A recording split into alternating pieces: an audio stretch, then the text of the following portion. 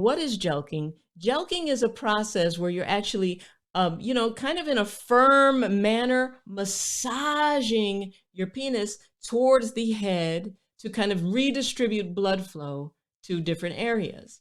And the big question about jelqing is, Dr. Rachel, is jelqing dangerous? Can it be dangerous?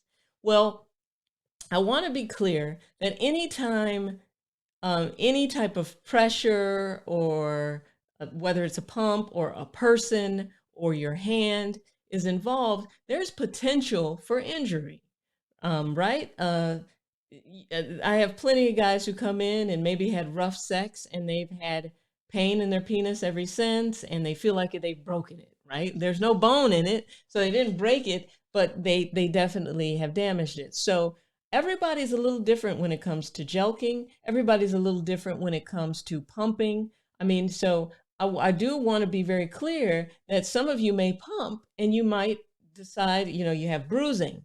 So bruising is a normal part of pumping, but if you start to notice that you're having blood in your urine or you're bleeding, that is a sign that you need to stop and make sure that your doctor knows what's going on.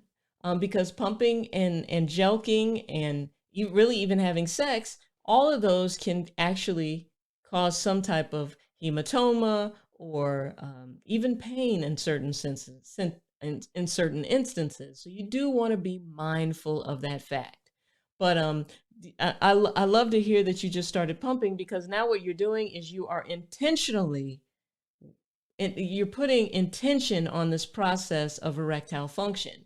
And I think up until recently, we were under the impression that, your penis stays and your erection just sits there and it's just going to work and it's just going to do its thing.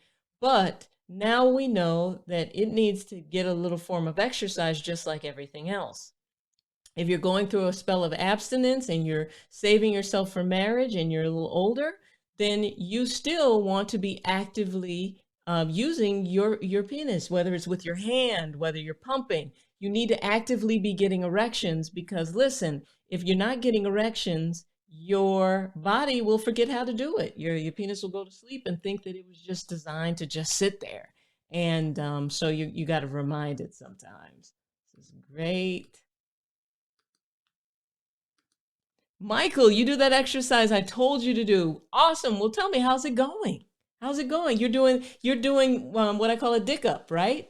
Or a PC flex, where you're actually squeezing that muscle that we hold when we're going to urinate. You go to pee, someone's calling your name, you're trying to hear them, so you stop the stream.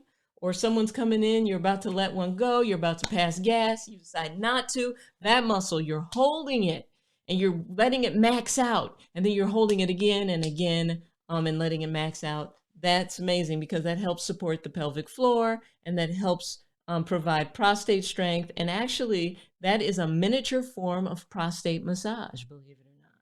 So that's ultimately why it sometimes helps with urinary function as well, because we're supporting the pelvic floor. We're doing a bit of a prostatic massage because those muscles are tensing up and just kind of pulsing on the prostate.